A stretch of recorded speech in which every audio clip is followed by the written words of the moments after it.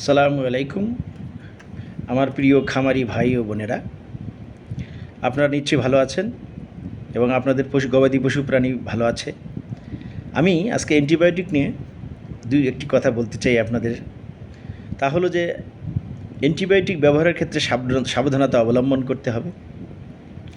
আমাদের মাননীয় হাইকোর্টের একটি নির্দেশ আছে, রেজিস্টার্ড ভেটেরিনারি ডক্টর ছাড়া অ্যান্টিবায়োটিক ব্যবহার করা যাবে না। আপনারা যত্রতত্র কোয়া গ্রাম্য ডাক্তার বা যারা এই সমস্ত অভিজ্ঞতা নাই তাদের পরামর্শক্রমে অথবা নিজের ইচ্ছা মতো অ্যান্টিবায়োটিক ফার্মেসি থেকে কিনে গবাদি পশু পাখিতে ব্যবহার করবেন না। কারণ হচ্ছে এতে করে অ্যান্টিবায়োটিক ব্যাকটেরিয়া বা পরজীবী অ্যান্টিবায়োটিক রেজিস্ট্যান্স হয়ে যায় এবং অ্যান্টিবায়োটিকে আর কোনো গবাদি পশু পাখিতে কাজ করবে না। কাজেই আপনারা অ্যান্টিবায়োটিক ব্যবহারে সাবধানতা অবলম্বন করবেন। আমাদের থার্ড জেনারেশন, ফোর্থ জেনারেশন বা মানুষের রিজার্ভ গ্রুপের অ্যান্টিবায়োটিক দিয়ে কখনো গবাদি পশু প্রাণীর চিকিৎসা করবেন না। এটা পাবলিক হেলথের জন্য মারাত্মক হুমকিস্বরূপ।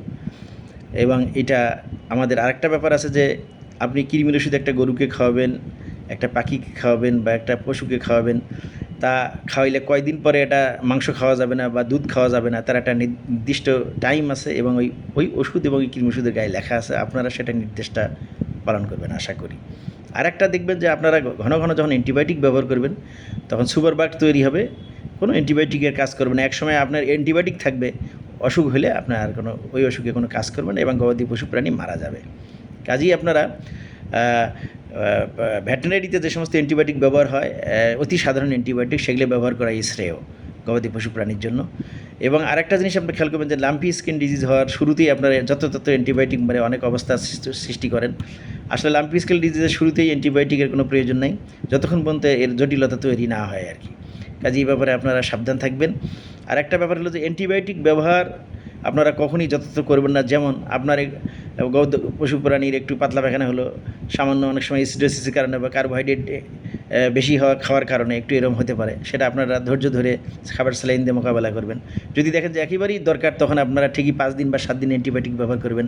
3 দিনের নিচে কোনো অ্যান্টিবায়োটিক ব্যবহার করবেন না, করলে এর ফলাফল অনেক ভয়াবহ হবে। একসময় দেখবেন যে ওই অ্যান্টিবায়োটিক আর কোনো কাজই করছে না ওই এনিমেলের জন্য। সবাইকে ধন্যবাদ, আপনারা ভালো থাকবেন এবং যখন কোনো প্রয়োজন হয় আপনারা যোগাযোগ রাখবেন। ধন্যবাদ সবাইকে।